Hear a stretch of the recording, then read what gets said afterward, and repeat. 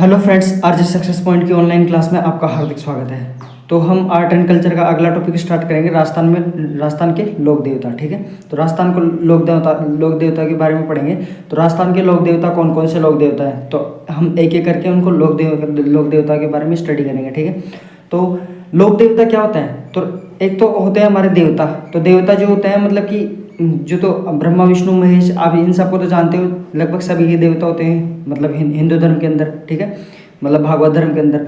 और जो राजस्थान के जो लोक देवता हैं, मतलब जो कोई भी महापुरुष हुए हैं, उनको हम लोक देवता के रूप में पूजते हैं। तो लोक देवता कौन कौन से हैं, तो उनके बारे में हम एक एक करके स्टडी करेंगे। तो लोक देवता के अंदर सबसे पहले आते हैं पांच पंचपीर। तो पंचपीरों के बारे में हम स्टडी करेंगे सबसे पहले। तो ये पीर क्या होते हैं, मतलब पंचपीर क्या होते हैं? तो ये पंचपीर होते हैं मतलब जिनको मुसलमान भी पूजते हैं और मतलब हिंदू भी पूजते हैं, मतलब उनको बोलते हैं पीर। ठीक है, तो पंचपीर किनको बोलते हैं, तो उन देवता के बारे में, लोक देवता के बारे में स्टडी करेंगे। तो पीर किसे बोलते हैं? जिनको मुसलमान भी पूजते हैं। ठीक है, और हिंदू धर्म के लोग, मतलब कि जो भागवत धर्म के लोग हैं, मतलब कि जिन्होंने सनातन धर्म अपना रखा है, वो भी पूजते हैं। ठीक है, तो राजस्थान के लोक देवताओं के बारे में पढ़ते हैं। तो सबसे पहले पढ़ते हैं कि ये पांच पीर कौन कौन से हैं। तो पांच पीरों के बारे में पढ़ते हैं कि उसके लिए एक ट्रिक याद करने के लिए। तो एक दो है पापू हड़बूर रामदे मंगलिया मेहा पांचू पीर पधारजो गोगाजी जेहा। ठीक है, यानी कि पापू हड़बू रामदे मंगलिया मेहा। ठीक है, पांचों पीर पधारजो गोगाजी जेहा। पाबू जी हैं, हड़बू जी हैं, रामदेव जी हैं, मांगलिया जी हैं, मतलब कि गोगा जी हैं। ठीक है, ये पांच पीर हो गए टोटल। ठीक है, तो इनको बोलते हैं राजस्थान के पंचपीर। तो पंचपीरों को कौन कौन पीर पूछते हैं? एक तो हमारे मतलब कि जो मुस्लिम धर्म अपना रखा है उन्होंने, और एक हिंदुओं ने। ठीक है, तो मतलब हिंदुओं के अंदर अपने जिन्होंने सनातन धर्म अपना रखा है। ठीक है, तो आगे पढ़ते हैं। तो पाबू हड़बू रामदेव जी, मेहा जी और गोगा जी, ये कौन कौन से देवता हैं? पाबू जी, एक तो पहला पाबू जी, हड़बू जी, रामदेव जी, मेहा जी और गोगा जी, ये पांच पीर हैं जिन्हें हिंदू और मुसलमान दोनों मानते हैं। ठीक है, कौन कौन? हिंदू और मुसलमान दोनों मानते हैं। पाबू जी, एक बार मेरे साथ वापस बोलिए। पाबू जी, हड़बू जी, रामदेव जी, मेहा जी और गोगा जी। पाबू जी, हड़बू जी, रामदेव जी, मेहा जी और गोगा जी, ये सब ये पांच पीर है। ठीक है, तो इनके बारे में हम एक एक करके स्टडी करते हैं। तो एक एक करके हम स्टडी करते हैं। तो सबसे पहले अपन पढ़ेंगे पाबू जी के बारे में। तो पाबू जी के बारे में पढ़ते हैं। तो पाबू जी के बारे में पाबू जी राठौड़ के नॉर्मल जो इंट्रोडक्शन है उसके बारे में पढ़ते हैं कि पाबू जी कौन थे। तो पाबू जी का इंट्रोडक्शन क्या है? तो पाबू जी जो पाबू जी है ना, उनका वंश तो था राठौड़, मतलब ये राठौड़ परिवार में जन्मे थे। ठीक है, और इनके पिता का नाम था धांधल जी और माता का नाम था कमला दे।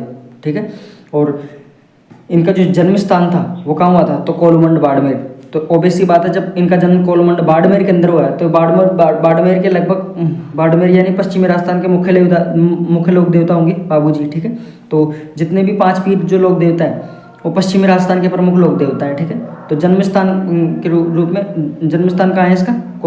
जन्म स्थान कोलूमंड, जो कहाँ है? बाड़मेर के अंदर। और इनकी पत्नी का नाम क्या था? इनकी पत्नी का नाम था फूलमदे, या फिर जिनका दूसरा नाम था सुप्यारदे, जो कहाँ की थी? अमरकोट के राजा सूरजमल सोढ़ा की राजकुमारी थी। कौन? सुप्यारदे या फिर फूलमदे। किसकी पत्नी थी? पाबू जी की पत्नी थी। पाबू जी के पिता का क्या नाम था? पाबू जी राठौड़ के पिता का नाम, तो इनका नाम था धांधल जी। माता का नाम क्या था? कमला दे। जन्म स्थान कहाँ हुआ था इनका? कोलूमंडन के अंदर, जो कहाँ पे है? बाड़मेर के अंदर। इनकी घोड़ी का नाम था केसर कालमी। क्या नाम था? घोड़ी का नाम केसर कालमी। जो घोड़ी किसकी थी? देवल चारणी नामक महिला थी जिसकी घोड़ी थी केसर कालमी। ठीक है, तो कई बार एग्जाम में ऐसा क्वेश्चन आ जाता है कि पाबू जी की घोड़ी का क्या नाम था? तो पाबू जी की घोड़ी का नाम था केसर कालमी, जो किसकी गाय थी? देवल, मतलब किसकी घोड़ी थी? देवल चारणी नामक महिला की। ठीक है, तो आगे चलते हैं अपन।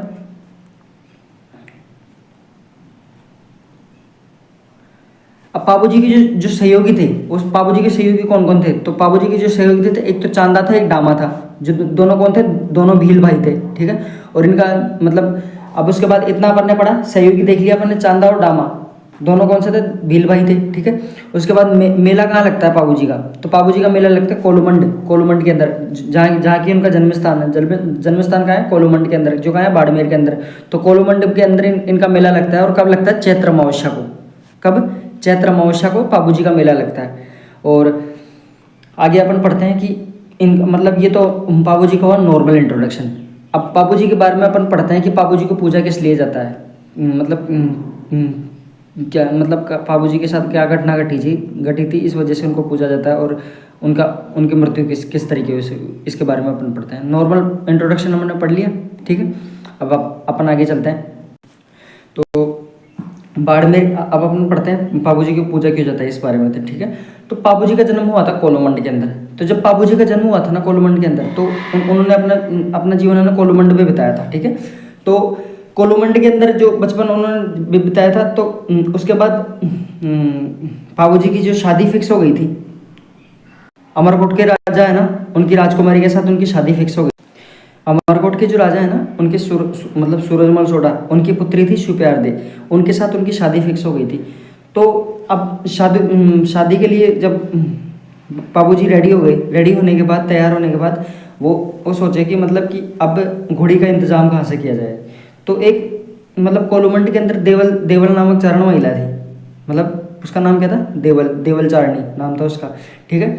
तो वो उसके पास एक घोड़ी थी। तो घोड़ी है ना वो बहुत सुंदर थी, और उस घोड़ी को है ना किसी को नहीं देते थे। सामन कोई एक सामन था जिसने देवल चारणी नामक महिला की घोड़ी के लिए खूब पैसे देने के लिए तैयार हो गया था, पर उसने अपनी घोड़ी को किसी को नहीं दिया था। तो देवल चारणी महिला को पाबू जी के बारे में पता चला। तो मतलब पाबू जी को उनके बारे में, देवल चारणी नामक महिला के बारे में पता चला। तो उनको पाबू जी को ये बात पता थी कि देवल चारणी अपनी घोड़ी को किसी भी हालत में नहीं देगी। तो उन्होंने देवल चारणी नामक महिला को ये बात बोली कि अगर कोई भी आपके साथ कुछ भी प्रॉब्लम हो जाए, तो कैसी भी परिस्थिति हो, कैसा भी काम हो, मैं उस काम को छोड़ के आपकी मदद करने के लिए हमेशा तत्पर रहूँगा। और पाबू जी ने उनको बहन बना के, और अपने मतलब उनको बहन बना के इस बारे में मतलब उनकी रक्षा का वचन दिया, ठीक है। तो रक्षा का वचन देने के बाद पाबू जी ने देवल चारणी नामक महिला की घोड़ी के साथ अपनी शादी के लिए रवाना हुए, ठीक है। उसके बाद जब वो वहाँ पहुँचे, मतलब कि अमरकोट पहुँचने के बाद वो शादी के लिए जैसे ही देवल चारणी की घोड़ी से उतरे केसर कालमी से, तो केसर कालमी से उतरने के बाद तोरण मारी उन्होंने। उसके बाद जैसे ही वो फेरों के अंदर बैठे, तो पाबू जी ने सिर्फ 3 ही फेरे लिए थे। कितने?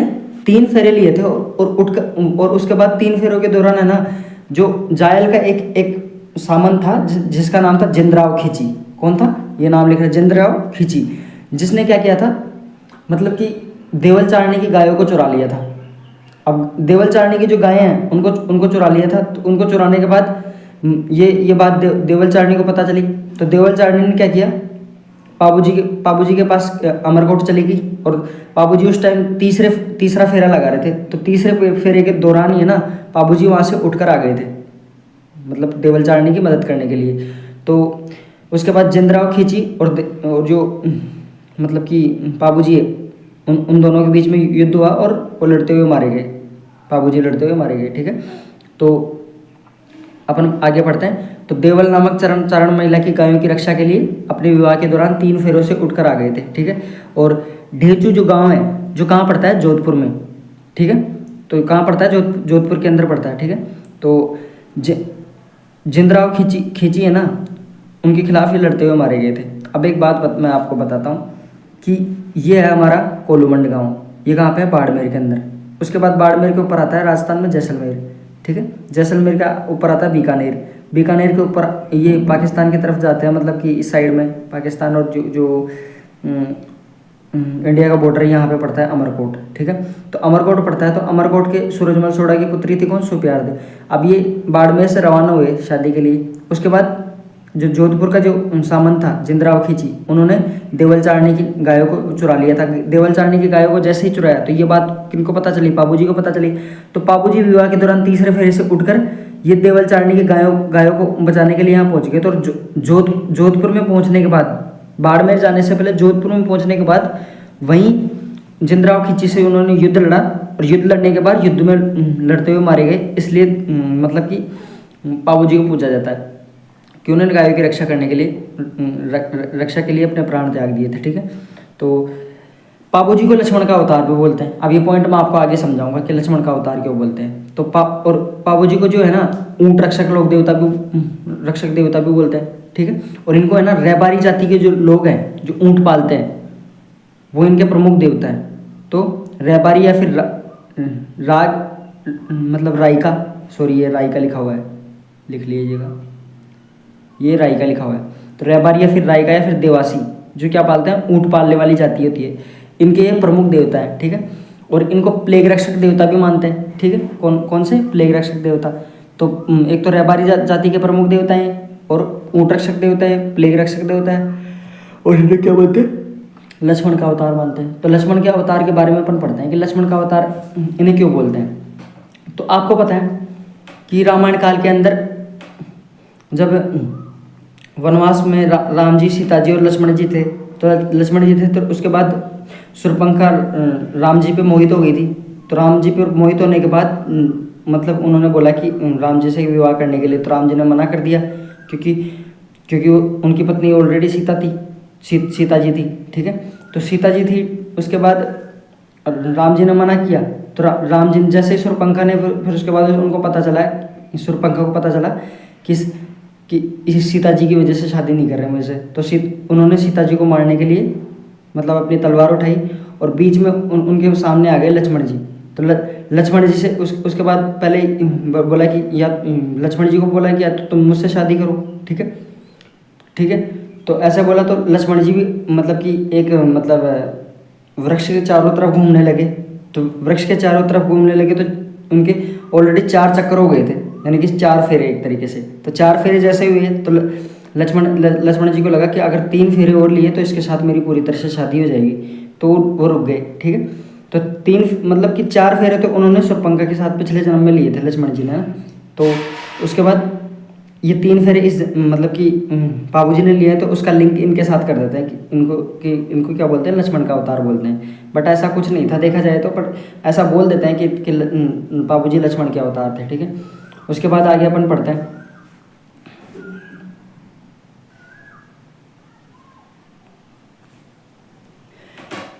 उसके बाद पाबू जी ने गुजरात के है ना 7 थोरी भाई थे, उनको शरण दी थी।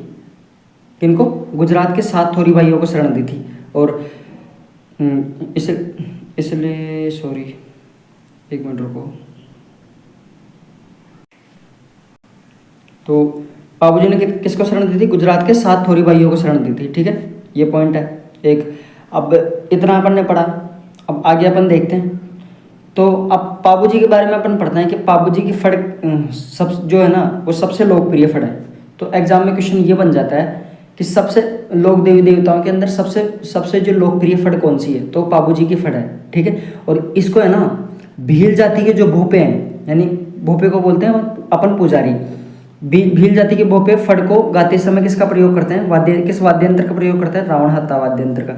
ये एग्जाम में क्वेश्चन आए हुए हैं, इसमें 2 क्वेश्चन बनने की संभावना है पूरे, कि पाबू जी के जो फड़ है वो किस वाद्य यंत्र के साथ गाई जाती है, तो रावण हत्ता वाद्य यंत्र के साथ गाई जाती है, ठीक है। उसके भोपे बजाते हैं। और पाबू जी की जो फड़ है वो सबसे लोकप्रिय फड़ है सारे लोक देवता के अंदर, ठीक है। एक ये क्वेश्चन बन जाता है कि पाबू जी की जो वीरगाथा गीत जो कि पवाड़े हैं मतलब भजन, वो किस वाद्य यंत्र के साथ गाया जाता है, तो वो है माठ वाद्य यंत्र। पाबू जी की जो गीत है, जो पवाड़े हैं यानी कि भजन, वो किस वाद्य यंत्र के साथ गाया जाता है, तो वो माठ वाद्य यंत्र के साथ गाया जाता है। और रावण हत्या वाद्य यंत्र के साथ क्या गाई जाती है, उनकी फड़ गाई जाती है, ठीक है। अभी इसके बाद अपन पढ़ते हैं पाबू जी की पुस्तकों के बारे में। तो पाबू जी की पुस्तकों के बारे में अपन पढ़ते हैं कि पाबू जी ने कौन कौन सी पुस्तकें लिखी थी। तो पाबू जी के बारे में कौन कौन सी पुस्तकें हैं, तो पाबू जी की प्रमुख पुस्तकें हैं। तो पहली पुस्तक है पाबू जी की पाबू प्रकाश। तो ये पुस्तक किसने लिखी थी? ये पुस्तक लिखी थी आशिया मोड़ जी ने, ठीक है। और आशिया मोड़ जी के अनुसार है ना पाबू जी का जन्म कहाँ हुआ था? बाड़मेर के जूना ग्राम के अंदर, यानी कि कोई बाड़मेर के अंदर कोई जूना गांव था, उनके अंदर उनका जन्म हुआ था। किनके अनुसार? आशिया मोड़ जी के अनुसार। आशिया मोड़ जी ने कौन सी पुस्तक लिखी थी? पाबू प्रकाश। अभी है ना आरएस के पॉइंट ऑफ व्यू से बहुत इंपॉर्टेंट क्वेश्चन बनता है कि इन पुस्तकों के नाम पूछ लिए जाते हैं कई बार। बट ऐसा जो नॉर्मल ऐसे एग्जाम्स होते हैं उसके अंदर इतना डीपली क्वेश्चन नहीं पूछा जाता। बट आजकल ऐसे इतने डीपली क्वेश्चन तो बन जाते हैं कहीं ना कहीं से भी, तो अपन को सब कुछ याद करना पड़ेगा कि कहीं कोई ना कोई क्वेश्चन कहीं से नहीं छूटे। तो पाबू प्रकाश किसकी पुस्तक, तो आशिया मोड़ जी की पुस्तक है, ठीक है। और पाबूजीरा दुहा एक पुस्तक, ये है पाबूजीरा दुहा, ये किसने लिखी, ये लखराज ने लिखी। उसके बाद अगली पुस्तक का नाम है पाबूजीरा छंद, ये किसने लिखी, बिट्टू मेहरा जी ने, ठीक है। उसके बाद पाबूजीरा रूपक, ये लिखी थी मोतीसर बख्तावर। फिर पाबूजी की सोरठे, ये लिखी थी रामनाथ जी ने, ठीक है। अब इन पांच ये प्रमुख पुस्तकें हैं पाबूजी के बारे में, पाबू प्रकाश, पाबूजीरा दुहा, पाबूजीरा छंद, पाबूजीरा रूपक, पाबूजी के सोरठे। 3 नामों के अंदर है तो है ना पाबूजीरा आएगा, ठीक है।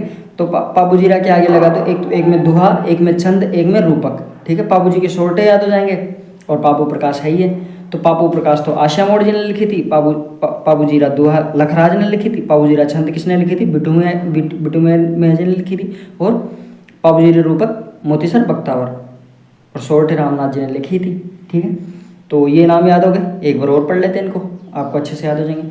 पाबू प्रकाश, आशिया मोड़ जी, मेरे साथ साथ बोलो, पाबूजीरा दुहा लखराज, पाबूजीरा छंद बिट्टू मेहरा, पाबूजीरा रूपक मोतीसर बख्तावर, पाबूजी के सोरठे रामनाथ जी, ठीक है।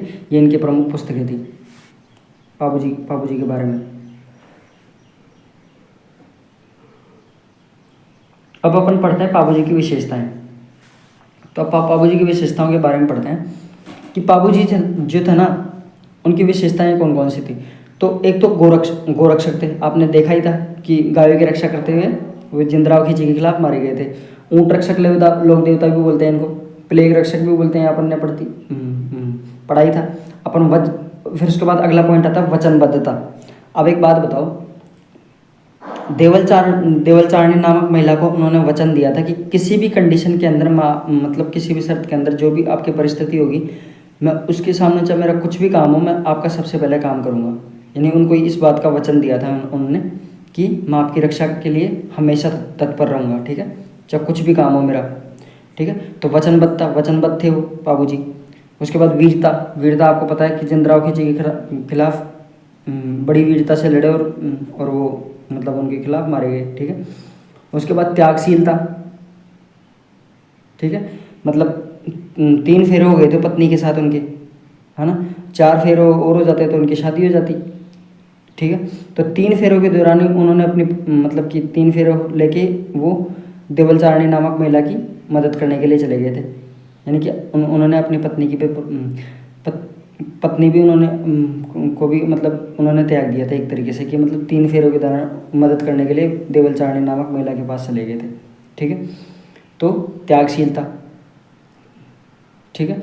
और अछूतोद्धारक, यानी सबको जो मतलब प्लेग रक्षक जो देवता है, मतलब प्लेग बड़ी बड़ी जो अच्छी बड़ी तगड़ी बीमारियाँ हैं जैसे बड़ी, तो उन बीमारियों में रक्षा करते हैं। तो अछूतोद्धारक ये हो गया इसका मतलब। शरणागत रक्षक, आपको पता है कि गुजरात के 7 थोरी भाइयों को उन्होंने शरण दी थी, तो इसलिए शरणागत की रक्षा करना हमारा कर्तव्य है, ठीक है। तो शरणागत बार पढ़ लिया। तो ये हो गया अपने पाबूजी के बारे में, पहला अपना पीर कंप्लीट हुआ, ठीक है। उसके बाद अपन दूसरा पढ़ते हैं रामदेव जी तंवर के बारे में। तो पाबूजी के बारे में एक बार वापस से रिवीजन करें, ठीक है। तो पाबूजी के बारे में अपन वापस से रिवीजन करते हैं। तो पाबूजी के बारे में अपन पढ़ते हैं कि पाबूजी राठौड़ का जो पिता थे वो कौन थे, धांधल जी। माता का नाम क्या था, कमला दे। जन्म स्थान कहाँ था, कोलोमंड बाड़मेर के अंदर। पत्नी का नाम क्या था, फुलम दे, फिर सुप्यार थे। जो किसकी राजकुमारी थी, अमरकोट के राजा सूरजमल सोडाई की राजकुमारी। घोड़ी का क्या नाम था इनकी, केसर काल में नाम था उनके घोड़ी का। और जो किसकी घोड़ी थी, देवल नामक चारण महिला की घोड़ी थी, ठीक है।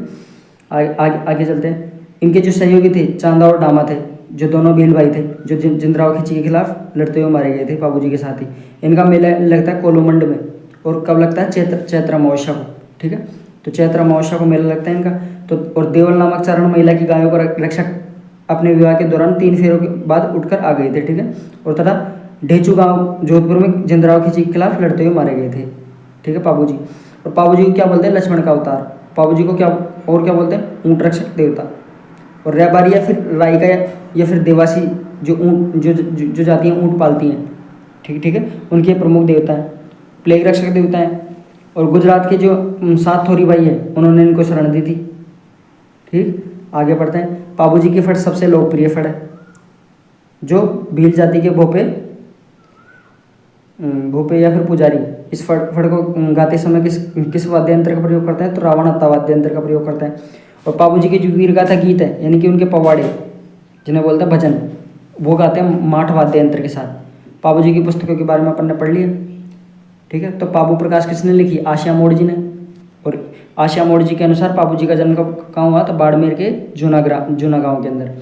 और पाबूजीरा दोहा ये किसने लिखी थी? लखराज जी ने। पाबूजीरा छंद बिट्टू मियाँ जी ने। पाबूजीरा रूपक मोतीसर बख्तावर पाबूजी के सोरठे रामनाथ जी ने लिखी थी।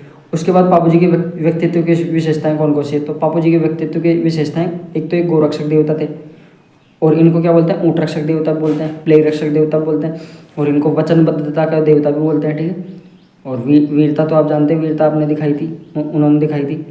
त्यागशीलता का प्रतीक बोलते हैं इनको। अछूतोद्धारक बोलते हैं, शरणागत की रक्षा करने वाला बोलते हैं। ठीक है, तो ये हुआ हमारे पाबूजी के बारे में। अब अपन पढ़ते हैं रामदेव जी के बारे में। अब अपन रामदेव जी तंवर के बारे में पढ़ते हैं। तो रामदेव जी मतलब कि कौन से वंश में जन्मे थे? तंवर वंश के अंदर रामदेव जी का जन्म हुआ था। ठीक है, तो रामदेव जी का जो जन्म स्थान है वो कहाँ था? तो रामदेव जी का जन्म स्थान था उड़ू कश्मीर, जो कहाँ है? बाड़मेर के अंदर। आपने कोलूमंड पढ़ा था, वो भी बाड़मेर के अंदर था। जिनका किसका जन्म हुआ था वहाँ? पाबूजी का जन्म हुआ था। इनके पिता कौन थे? अजमाल जी थे। और पाबूजी के पिता कौन थे? उनके पिता थे धांधल जी। ठीक है, माता कौन थी इनकी? चलो ठीक है, आप ऐसे लिंक करके पढ़ा करो आप, जैसे पाबूजी रामदेव जी को ऐसे इस तरीके से। ठीक है, तो उससे चीज़ें याद होती है। ठीक है, और उसके बाद अजमाल जी जो थे वो पोखरण के सामान थे। कहाँ के सामान थे? पोखरण के। ठीक है, पोखरण कहाँ पड़ता है? जैसलमेर के अंदर। उसके बाद इनकी माता जी का क्या नाम था? इनकी माता जी का नाम था मैना दे इसमें लिख रहा है मैना दे आएगा इसका, मैना दे। ठीक है, कोई बात नहीं, तब तो छोटा मोटा चलता है। तो मैना दे इनकी माता जी का नाम था। पत्नी का नाम था इनकी नेतल दे। ठीक है, और जो कौन थी? अमरकोट के दलेल सिंह की सोडा की राजकुमारी। ठीक है, तो अमरकोट के दलेल सिंह सोडा की राजकुमारी क्या नाम था? नेतल दे, जो किसकी पत्नी थी? रामदेव जी की पत्नी थी। माता जी का क्या नाम था? मैना दे। पिता का क्या नाम था? अजमाल जी। ठीक है, तो अजमाल जी जो कहाँ के सामंत थे? तो ये थे पोखरण के सामंत। जन्म स्थान कहाँ है इसका? इनका तो इनका जन्म स्थान है उड़ूकाश में, जो कहाँ पड़ता है? बाड़मेर के अंदर। आगे देखते हैं। तो रामदेव जी का जो मंदिर है वो कहाँ है? तो रामदेव जी का मंदिर रूणीचा कहाँ है? जैसलमेर के अंदर, जिसे क्या बोलते हैं? रामदेवरा। ठीक है, इनके गुरु का नाम था बालीनाथ जी, जो कौन थे? जोधपुर की मसूरिया पहाड़ी पर इनका मंदिर बना हुआ है। कहाँ के थे? वैसे ये जोधपुर के थे निवासी तो बालीनाथ जी, पर इनका जो मंदिर है वो कहाँ बना हुआ है? मसूरिया पहाड़ी पर। ठीक है, तो ये गुरु हो गए इनके, रामदेव जी गुरु बालीनाथ जी। तो आगे अपन देखते हैं। तो मैं आपको पहले एक बात बता देना चाहता हूँ कि मैं जो भी आपको टॉपिक्स पढ़ा रहा हूँ ना, इन टॉपिक्स से बाहर कोई भी एग्ज़ाम के अंदर 1-2 क्वेश्चन होगा तो मैं कह नहीं सकता। बाकी आपको सारा कंटेंट आपको इसके अंदर मिलेगा। मैंने इन नोट्स के अंदर कुछ भी नहीं छोड़ा, सारे फैक्ट्स क्लियर हो रहे हैं। ठीक है, तो आप इनको अच्छे से पढ़ना। मैं भी खूब अच्छे से मेहनत कर रहा हूँ आपके लिए नोट्स बनाने की, जितना अच्छा हो सकता है कि उतना अच्छा एक्सप्लेनेशन करने की कोशिश कर रहा हूँ। बाकी पढ़ना ना पढ़ना आपके ऊपर डिपेंड करता है। मैं आपको इस बात की गारंटी दे सकता हूँ कि इससे इन क्वेश्चनों से बाहर, मतलब कि इन नोट्स से बाहर एक भी क्वेश्चन नहीं जाएगा। याद करने की जिम्मेदारी आपकी रहेगी। ठीक है फ्रेंड्स, तो बालीनाथ जी इनके गुरु थे।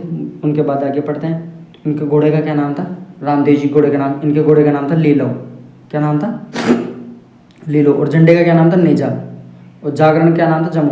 मैं एक बात बताता हूँ आपको, जितने भी लोक देवता है ना, जितने भी हमारे राजस्थान के अंदर झंडा को बोलते हैं नेजाई, सब में आएगा नेजा तो। ठीक है, जागरण को बोलते हैं जमू। ठीक है, मेघवाल भक्त कौन है इसके? तो इनके मेघवाल जो भक्त हैं उनको बोलते हैं रिखिया। और जो रामदेवरा है वहाँ क्या है? परचा बावड़ी है।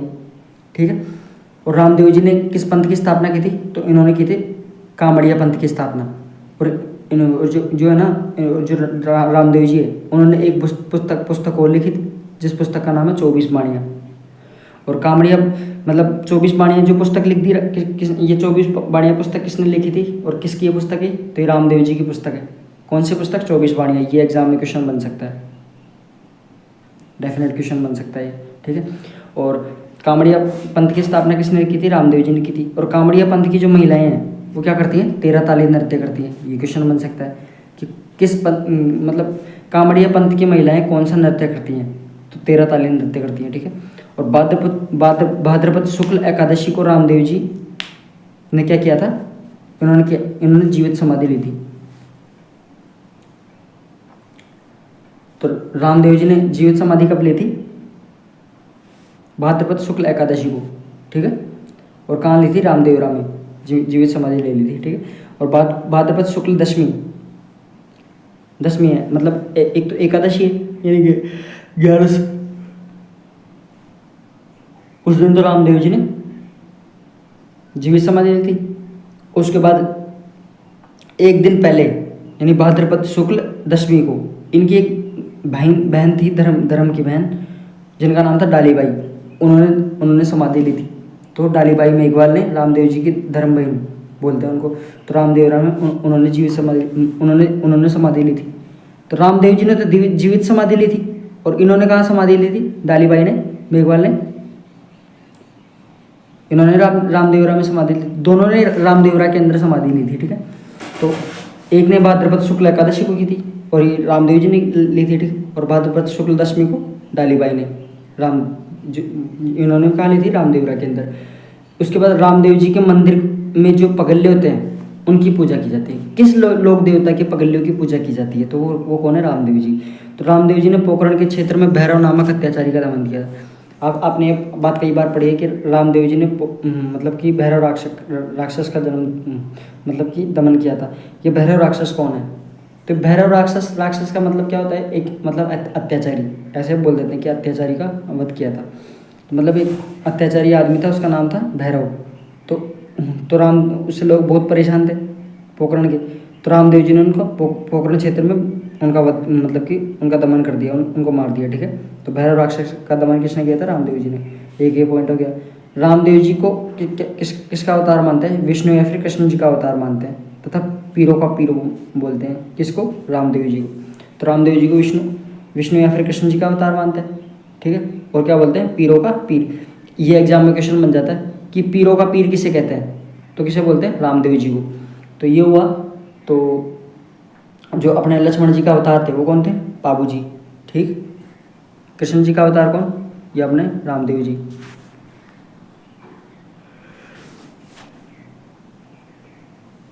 जिनके नाम में ही राम है तो ऑब्वियस सी बात है, राम जी किसके अवतार है? विष्णु जी के, ठीक है। कृष्ण जी भी किसके अवतार है? विष्णु जी के। तो उनके विष्णु जी के अवतार बोल दिए, ठीक है। तो रामदेव जी ने सामाजिक भेदभाव कम करने के लिए सांप्रदायिक सौहार्द बढ़ाने का प्रयास किया था। किसने किया था? सांप्रदायिक सौहार्द बढ़ाने का प्रयास किसने किया था? रामदेव जी ने। सामाजिक भेदभाव को कम करने के लिए जितने भी लोग देवता हैं सामाजिक भेदभाव को कम करने और सांप्रदायिक सौहार्द बढ़ाने का प्रयास हर किसी देवता ने किया है। तो ये पॉइंट ज़्यादा इंपॉर्टेंट वैसे है नहीं, वैसे मेंस के पॉइंट ऑफ व्यू से आप ये लाइन लिख सकते हैं आरएस मेंस के। तो इस लाइन से तो कोई क्वेश्चन नहीं बनेगा। लाइन है बस ये, एक तो ये और ये आ सकता है। किस लोक देवता का मंदिर में पगले की पूजा की जाती है? 3 क्वेश्चन बन सकते हैं आराम से, ठीक है। आगे चलते हैं। प्रमुख मंदिर। तो रामदेव जी के जो प्रमुख मंदिर है वो रामदेव जी के प्रमुख मंदिर कौन कौन से हैं और कहाँ कहाँ हैं? तो रामदेव जी के प्रमुख मंदिर आपने पढ़ ही लिया कि रूणीचा जैसलमेर के अंदर लगता है। तो मैंने आपको बताया था कि द्वितीया से एकादशी, भाद्रपद शुक्ल की द्वितीया से एकादशी तक इसका मेला लगता है, रामदेव जी का मेला लगता है। पहले बताया था मैंने आपको। और जिसे क्या बोलते हैं? मारवाड़ का कुंभ बोलते हैं। जो मेला कहाँ लगता है? रूणीचा के अंदर, जो कहाँ है? जैसलमेर के अंदर, ठीक है। तो जैसलमेर में रामदेव जी का मेला लगता है। कौन सा? रूणीचा में लगता है। तो रूणीचा में एक प्रमुख मंदिर है जैसलमेर में। उसके बाद पोखरण के अंदर है इनका मंदिर, जो कहाँ है? जैसलमेर के अंदर, क्योंकि उनके पिता पोखरण के सामंत थे और पोखरण में जब जो भैरव राक्षस है अत्याचारी, उसका दमन किया था। मंसूरिया पहाड़ी पर ओबीसी बात है, इनके गुरु थे। कौन थे? मंसूरिया पहाड़ी पर जोधपुर में। तो इनके गुरु बालीनाथ जी, ठीक है। तो एक मंदिर उनका यहाँ बना है, एक हल्दीना अलवर के अंदर बना हुआ है, और एक छोटा रामदेवरा कहाँ है, ये गुजरात के अंदर। ये क्वेश्चन बन सकता है कि छोटा रामदेवरा कहाँ है, तो ये गुजरात के अंदर। तो यहाँ रामदेव जी का मंदिर बना हुआ है, रामदेवरा से याद कर लोगे रामदेव जी। एक ही अलवर वाला आ जाता है कि हल्दीना के अंदर किसका मंदिर बना हुआ है, तो रामदेव जी का मंदिर बना हुआ है। ठीक है, रामदेव जी की व्यक्तित्व की विशेषताओं के बारे में पढ़ते हैं। तो रामदेव जी के व्यक्तित्व की विशेषताएं ये है कि एक तो इन्हें अच्युतोद्धारक बोलते हैं, मतलब सभी बीमारियों को ठीक करने वाला। उसके बाद सांप्रदायिक सौहार्द के प्रेरक माना जाता है, यानी कि मतलब छुआछूत, भेदभाव और सामाजिक असमानता को कम करने के लिए। उन्हें प्रजारक्षक भी बोलते हैं, और कष्ट निवारक देवता या फिर कुष्ठ रोग निवारक भी बोलते हैं। तो ये क्वेश्चन एग्जाम में आ जाता है कि कुष्ठ रोग निवारक देवता कौन है, तो कुष्ठ रोग निवारक देवता का नाम है रामदेव जी। उसके बाद इनको क्या बोलते हैं, कवि, क्योंकि इन्होंने एक पुस्तक लिखी थी जिसका नाम क्या था, 24 बाणियाँ। तो रामदेव जी का आध्यात्मिक उपदेश के बारे में अपन पढ़ते हैं। तो रामदेव जी के आध्यात्मिक उपदेशों के बारे में अपन देखते हैं। तो जो रामदेव जी है, उन्होंने मूर्ति पूजा का विरोध किया था, तीर्थ यात्रा का विरोध किया था, और गुरु की महत्ता पर क्या दिया था, बल दिया था, और कर्मवाद पर बल दिया था, यानी कि कर्म पे भरोसा किया था इन्होंने। उसके बाद नाम स्मरण पर बल दिया था, किस पर, नाम स्मरण पर। उसके बाद सत्संग पर बल दिया, और मनुष्य के अपने भ्रम तथा अहंकार को त्यागना चाहिए, ये बात बताई थी। और हर प्राणी के अंदर ईश्वर का वास होता है, ये बात बताई थी। तो इतने पॉइंट हुए। तो आध्यात्मिक उपदेश ये हो गए। तो ये हुआ हमारा रामदेव जी। तो रामदेव जी के बारे में हमने पढ़ लिया अच्छे से। तो रामदेव जी तंवर के बारे में पढ़ रहे थे। तो रामदेव जी के जो जन्म स्थान है वो कहाँ हुआ था, तो रामदेव जी का जन्म हुआ था उड़ू कश्मीर के अंदर, जो कहाँ है, बाड़मेर के अंदर। ठीक है, इनके पिता का नाम था अजमाल जी, जो कहाँ के सामंत थे, तो पोकरण के सामंत थे। और इनके माता का नाम क्या था, मैणा दे। ठीक है, पत्नी का नाम क्या था, नेतल दे, जो कहाँ की राजकुमारी थी, तो अमरकोट की दलेर सिंह सोडा की राजकुमारी थी। तो वापस से देखते हैं रामदेव जी तंवर के बारे में। तो रामदेव जी का जन्म कहाँ हुआ था, उड़ू कश्मीर के अंदर। पिता का नाम क्या था इनके, तो इनके पिता का नाम था अजमाल जी, जो कहाँ के सामंत थे, पोकरण के सामंत। माता जी का नाम क्या था, मैणा दे। पत्नी का नाम क्या था, इनकी पत्नी का नाम था नेतल दे, जो कहाँ की राजकुमारी थी, अमरकोट के दलेर सिंह सोडा की राजकुमारी थी। ठीक है, तो आगे देखते हैं। उसके बाद मंदिर कहाँ था इनका, तो रोनीचा, जिसे क्या बोलते हैं, रामदेवरा, जो कहाँ है, जैसलमेर के अंदर। गुरु कौन थे इनके, बालीनाथ जी। ठीक है, और बालीनाथ जी का मंदिर कहाँ बना हुआ है, जोधपुर के मंसूरिया पहाड़ी पर। ठीक है, उसके बाद इनके घोड़े का क्या नाम था, तो इनके घोड़े का नाम था लीलो, झंडे का नाम नेजा, और जागरण क्या था, जम्मू। और मेघवाल भक्त को क्या बोलते हैं इनके, रिखिया। ठीक है, उसके बाद रामदेवरा में पर्चा बावड़ी बनी हुई है। रामदेवरा के अंदर एक ये पॉइंट है कि पर्चा बावड़ी कहाँ बनी हुई है, तो रामदेवरा के अंदर। तो एक ये पॉइंट हो गया, ये क्वेश्चन बन सकता है। उसके बाद रामदेव जी ने कामड़िया पंथ की शुरुआत की थी, किसकी, कामड़िया पंथ की शुरुआत। तो कामड़िया पंथ की शुरुआत किसने की थी, किस लोक देवता ने की थी, तो रामदेव जी ने की थी। ये इंपॉर्टेंट क्वेश्चन है। उसके बाद इनकी पुस्तक का नाम 24 बाणियाँ, इसलिए इनको क्या बोलते हैं, लेखक कवि भी बोल देते हैं। कामड़िया जो पंथ है उसकी महिलाएं क्या करती है, 13 ताली नृत्य करती है, ये क्वेश्चन आ सकता है।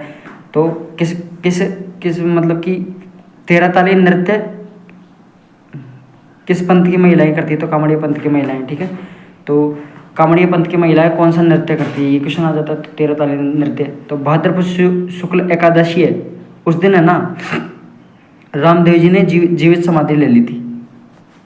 ठीक है, तो जीवित समाधि कब ली थी, भाद्रपद शुक्ल एकादशी को। और भाद्रपद शुक्ल दशमी को है ना, डालीबाई मेघवाल ने, जो कि रामदेव जी की धर्म की बहन थी, उन्होंने रामदेवरा के अंदर समाधि ली थी।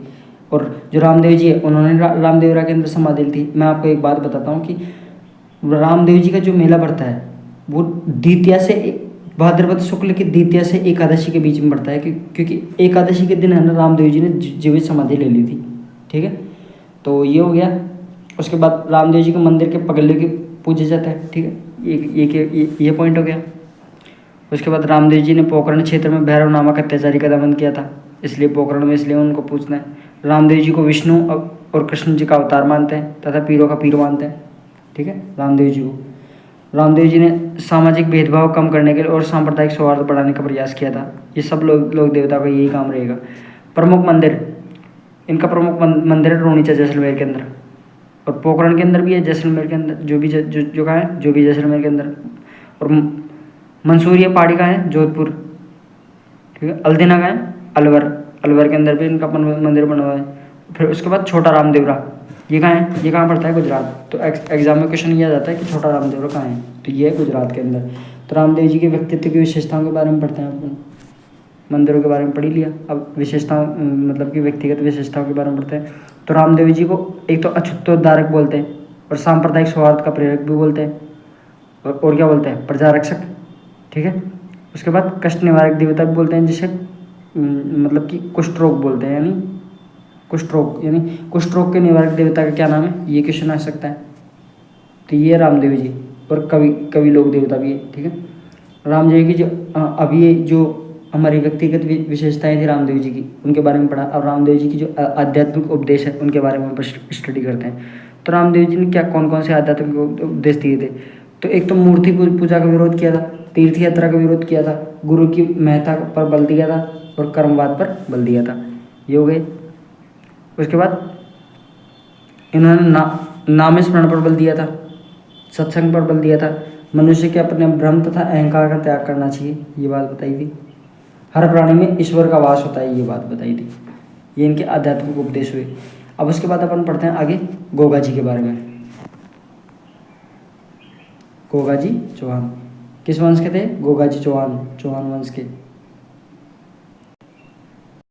अब अपन गोगा जी के बारे में पढ़ते हैं। तो गोगा जी किस वंश के थे, तो गोगा जी थे चौहान वंश के।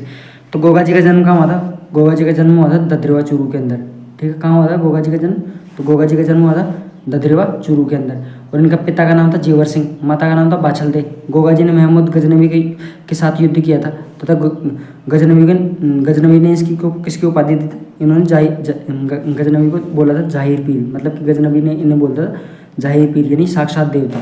क्योंकि क्या हुआ था, जब ये महमूद गजनवी से युद्ध लड़ने गए थे तो गोगा जी का सर कट गया था, फिर भी वो उसे उनकी सेना का नाश कर रहे थे।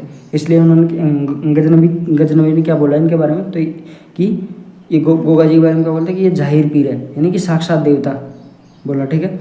उसके बाद अपने जो मौसेरे भाई है अर्जुन और सर्जन, इनके खिलाफ गायों की रक्षा करते हुए मारे गए थे।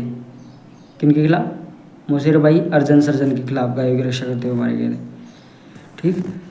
ये हो गया गोगा जी। गोगा जी के जो ददरेवा चूरू है, चूरू के अंदर मंदिर है, जिसे क्या बोलते हैं शीर्ष मंडी, या फिर सिर कटा हुआ भाग, मतलब यहाँ पर है ना, मतलब कि शीर्ष मंडी के अंदर इनका जो गोगा जी का सिर कटकर गिर गया था, ठीक है। इसलिए इसे क्या बोलते हैं शीर्ष मंडी, जो कहाँ है ददरेवा चूरू के अंदर, ठीक है। उसके बाद गोगा जी के मंदिर को क्या बोलते हैं धुरमेड़ी, क्या धुरमेड़ी, ठीक है। गोगा जी के मंदिर को धुरमेड़ी बोलते हैं, क्योंकि धुरमेड़ी इसलिए बोलते हैं क्योंकि गोगा मेड़ी स्थल पर इनका धड़ गिरा था, इसलिए इसे धुरमेड़ी बोल देते हैं। और गोगा जी का मंदिर किस शैली में निर्मित है, तो गोगा जी का मंदिर है मकबरा शैली में निर्मित, ठीक है।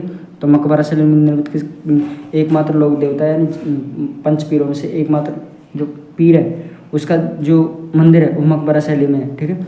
और मंदिर पर क्या लिखा हुआ है, बिस्मिल्लाह, ठीक है। और गोगा जी के मंदिर को क्या बोलते हैं, मेड़ी, गोगा मेड़ी, समझ गए, गोगा मेड़ी धुरमेड़ी, ठीक है। तो गोगा जी के मंदिर को बोलते हैं मेड़ी।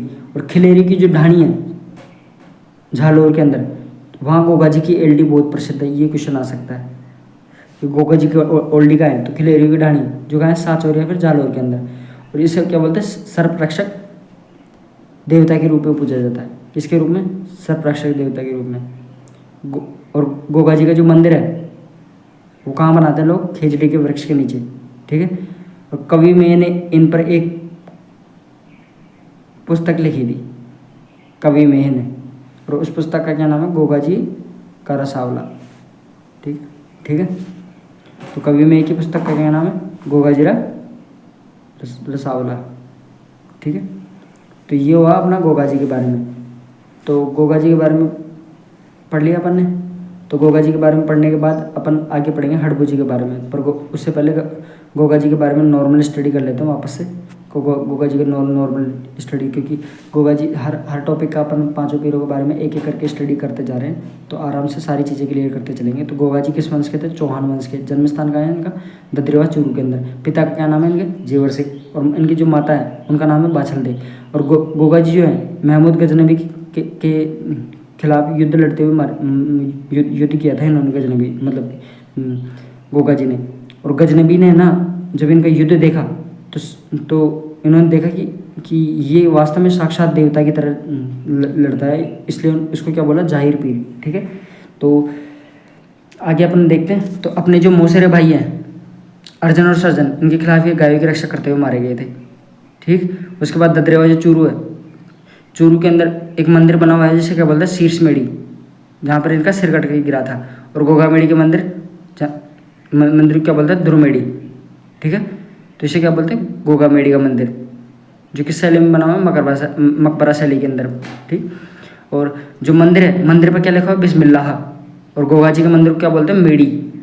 और जिसमें से जो खिलेरी की ढाणी है, जो सांचौर है जालोर के अंदर है, वहाँ की है ना गोगा जी की ओल्डी फेमस है, प्रसिद्ध है। ठीक है, और सर्परक्षक देवता के रूप में किसे पूजा जाता है? तो गोगा जी को पूजा जाता है। और गोगा जी का मंदिर खेजड़ी के वृक्ष के नीचे बनाया जाता है। और कवि मैंने ना इन पर एक पुस्तक लिखी जिस पुस्तक का नाम है गोगाजीरा रसावला।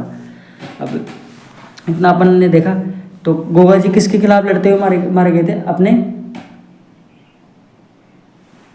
किसके खिलाफ लड़ते हुए मारे गए थे? आप बताओ, मैंने अभी बताया था, बताओ। जो अपने मौसेरे भाई है अर्जुन और सर्जन, इनके खिलाफ लड़ते हुए मारे गए थे। ठीक है, अब मैं आपको एक बात बताता हूँ कि जब इन्होंने युद्ध लड़ा था ना, तो इनका जो क्या कहते हैं, जो सिर था वो तो ददरेवा चूरू के अंदर गिरा। ठीक है, और उसे क्या बोलते हैं? शीर्षमेड़ी। ठीक है, उसके बाद जो इनका जो धड़ था वो गिरा गोगामेड़ी के अंदर, इसलिए क्या बोलते हैं इसे? ध्रुमेड़ी। ठीक है, और गोगा जी का जो गोगामेड़ी का मंदिर है वो किस शैली में? मकबरा शैली में। तो ये अपने गोगा जी के बारे में पूरा हुआ। तो गोगा जी के बारे में अगला अपन पढ़ते हैं हड़बू जी सांकला के बारे में। ठीक है, तो हड़बू जी सांकला के बारे में पढ़ने के लिए अपन देखते हैं उनका नॉर्मल परिचय। तो उनका जन्म था ना वो बुढोल नागौर के अंदर हुआ था। हड़बू जी का जन्म कहाँ हुआ था? बुढोल नागौर के अंदर। और ये रामदेव जी के जो थे ना मौसेरे भाई थे। कौन थे? मौसेरे भाई। और इन्होंने ना अपने पिता के बाद जो मृत्यु है, मतलब पिता की मृत्यु हो गई थी इनके, तो इनके पिता की मृत्यु के बाद ये हरबमजाल जोधपुर में रहने लग गए थे। कहाँ रहने लग गए थे हड़बू जी? हरबमजाल नामक स्थान पर, जो कहाँ है? जोधपुर में। और इनके गुरु इनके भी गुरु कौन थे? बालीनाथ जी। रामदेव जी के गुरु वो भी बालीनाथ जी। ठीक है, तो मौसेरे भाई है ना, तो एक साथ ही तो पढ़ेंगे। उसके बाद आगे हड़बू जी जो सगुन शास्त्र या फिर भविष्यवक्ता के ज्ञाता थे। ठीक है, तो बाबूजी के सगुन शास्त्र, मतलब बाबूजी जो है ना सगुन शास्त्र यानी भविष्यवक्ता के ज्ञाता थे। कौन? बाबूजी। ठीक है, और इन्होंने जोधा को मंडोर जीतने का आशीर्वाद भी दिया तथा उसे एक कटार भेंट की।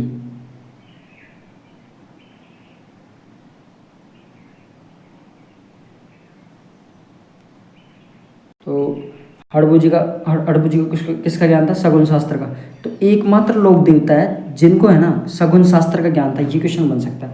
और एक ये भी क्वेश्चन आ जाता है कई बार कि जोधा को मंडोर जीतने का आशीर्वाद किसने दिया था? तो हड़बू जी नहीं यार, हाँ ठीक है, तो हड़बू जी। तो जोधा को किसने दिया था मंडोर जीतने का आशीर्वाद? तो जोधा को मंडोर जीतने का आशीर्वाद दिया था, मतलब कि जो अपने हड़बू जी है उन्होंने दिया था। ठीक है, तो आगे अपन चलते हैं। तो जैसे ही फिर उसके बाद जोधा मंडोर जीता, मंडोर जीतने के बाद है ना उन्होंने ना मतलब जो हड़बू जी को इन्होंने मतलब जोधा ने कटार भेंट की थी। मतलब जैसे ही जोधा ने मंडोर जीता, आशीर्वाद दिया था उन्होंने हड़बू जी ने, और मंडोर जैसे ही जीता जोधा ने, तो उसके बाद जोधा ने एक कटार भेंट की उनको, हड़बू जी को। और मंडोर जीतने के बाद जोधा ने इनको बेंगटी नामक जो जोधपुर के अंदर एक गांव है, उन्होंने इसको दान किया था इनको। हड़बू जी को। और उसके बाद वो वहीं जाकर रहने लग गए थे, और है ना, और बूढ़ी और विकलांग गायों की सेवा करते थे वहाँ पे, ठीक है। उसके बाद जोधपुर महाराजा अजीत सिंह ने यहाँ पर मंदिर का निर्माण करवाया था। कहाँ पे? बेंगटी नामक गांव के अंदर हड़बू जी का, ठीक है। मंदिर में हड़बू जी की बैलगाड़ी की पूजा की जाती है, ठीक है। क्योंकि उस बैलगाड़ी की पूजा क्यों करते हैं? क्योंकि उसी बैलगाड़ी के थ्रू है ना ये विकलांग गायों के लिए चारा लेके आते थे, ठीक है। इसलिए इनकी बैलगाड़ी की पूजा की जाती है। और हड़बू जी का जो सवारी थी, यानी उनका वाहन था, वो कौन था? उनका वाहन था सियार, यानी हड़बू जी का यार सियार। हड़बू जी का यार सियार, ऐसे याद कर लो, हड़बू जी का यार सियार, ठीक है। तो इतना अपन ने देखा। उसके बाद अगला टॉपिक अपना मेहाजी मांगलिया के बारे में। तो मेहाजी अंतिम जो है पंचपीरों के देवता हैं, तो इसके बारे में अपन पढ़ के फिर आज की क्लास को हम यहीं कंप्लीट करेंगे, ठीक है। तो मेहाजी का जो मुख्य मंदिर है, वो मुख्य मंदिर है बापिणी के अंदर, जो कहाँ है? जोधपुर में। और इनका जो मेला है वो कृष्ण जन्माष्टमी को लगता है। कब? कृष्ण जन्माष्टमी को। और जैसलमेर के जो राणक देव भाटी हैं, इनके खिलाफ युद्ध लड़ते हुए मारे गए थे, ठीक है। किसके खिलाफ? राणक देव भाटी के खिलाफ, जैसलमेर के, ठीक है।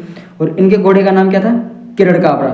तो ये एग्जाम में क्वेश्चन आया हुआ है पहले कि मेहाजी मांगलिया का घोड़े का क्या नाम था? तो इनके जो घोड़े का नाम था किरण काबरा।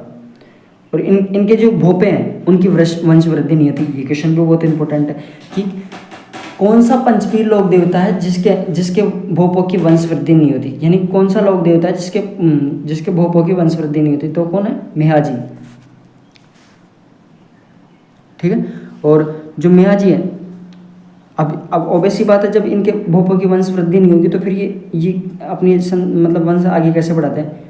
तो ये जो है ना, संतान गोद लेकर है ना अपने वंश को आगे बढ़ाते हैं। कैसे? गोद लेकर अपने वंश को आगे बढ़ाते हैं। तो इतना अपन ने देखा। तो हड़बू जी से अपन वापस से नॉर्मल रिवीजन कर लेते हैं। हड़बू जी सांकला के बारे में पढ़ते हैं। तो इनका जन्म हुआ था बुडोल के नागौर के अंदर, ठीक है। तो हड़बू जी का जन्म कहाँ हुआ था? बुडोल नागौर के अंदर। रामदेव जी के क्या थे? मौसेरे भाई थे। इनकी पिता की मृत्यु के बाद है ना ये कहाँ रहने लग गए थे? हरबन मंजाल स्थान पर, जो कहाँ है? जोधपुर के अंदर। और इनके गुरु थे बालीनाथ जी, जैसे रामदेव जी गुरु बालीनाथ जी थे, ठीक है। तो इनके भी गुरु क्या थे? कौन थे? बालीनाथ जी। और हड़बू जी जो है ना सगुन शास्त्र के ज्ञाता थे, यानी कि भविष्यवक्ता थे हड़बू जी। इसलिए ना इन्होंने जोधा को मंडोर जीतने का आशीर्वाद दिया था। और आशीर्वाद जीतने के बाद जो जोधा है ना, उन्होंने इनको कटार भेंट की थी। और साथ में बेंगटी नामक गांव जोधपुर के अंदर है, वो दान में दिया था, ठीक है। और बूढ़ी और ये जो है ना, ये क्या कहते हैं, बेंगटी नामक स्थान पर ही है ना, ये उसी स्थान पर रहने लगे। और उसी स्थान पर रहने के बाद ये है ना बूढ़ी और विकलांग गायों की सेवा करते थे। और उनके लिए ना एक बैलगाड़ी से उनके लिए चारा लेके आता है, इसलिए इनकी जो बैलगाड़ी है उनकी भी पूजा की जाती है और इनकी भी पूजा की जाती है। और कालांतर में ना जो जोधपुर महाराजा अजीत सिंह है, उन्होंने यहाँ पर मंदिर का निर्माण करवा दिया। तो कौन से गाँव में? बेंगटी गाँव के अंदर। और हड़बू जी की सवारी है, यानी कि उनका जो वाहन है वो है सियार। तो हड़बू जी का यार सियार, ठीक है। उसके बाद मेहाजी मांगलिया के बारे में पढ़ा था। तो मेहाजी मांगलिया के बारे में अपन ने क्या पढ़ा था? मेहाजी मांगलिया के बारे में पढ़ा था इनका मुख्य मंदिर है बापुनी के अंदर, जो कहाँ है? जोधपुर में। और इनका जो मेला लगता है कब लगता है? कृष्ण जन्माष्टमी के दिन। और जैसलमेर के जो राणक देव भाटी हैं उनके खिलाफ युद्ध लड़ते हुए मारे गए थे। और इनके घोड़े का नाम किरण काबरा। ये क्वेश्चन आया हुआ है एग्जाम के अंदर कि मेहाजी मांगलिया के घोड़े का क्या नाम है? तो किरण काबरा। तो इनके भोपों की वंशवृद्धि नहीं होती। तो इनके जो फिर वंशवृद्धि नहीं होती तो ऑब्वियसली बात है कि फिर ये अपने वंश को आगे कैसे बढ़ाते हैं? तो ये संतान को गोद लेकर हम अपने वंश को आगे बढ़ाते हैं, ठीक। हड़बू जी के भोपे संतान को गोद लेकर अपना वंश आगे बढ़ाते हैं, ठीक है। तो ये हुआ अपने पंचपीरों का नाम और उनके बारे में स्टडी किया हमने ढंग से। तो एक एक करके हमने इनको एक एक करके पढ़ा पंचपीरों के बारे में। पंचपीरों से हर एक एग्जाम के अंदर एक क्वेश्चन जरूर उठता है, तो आप पंचपीरों को अच्छे से पढ़ना। थैंक यू फ्रेंड्स, आज के लिए इतना ही पढ़ेंगे। आप सभी को शुभकामनाएं।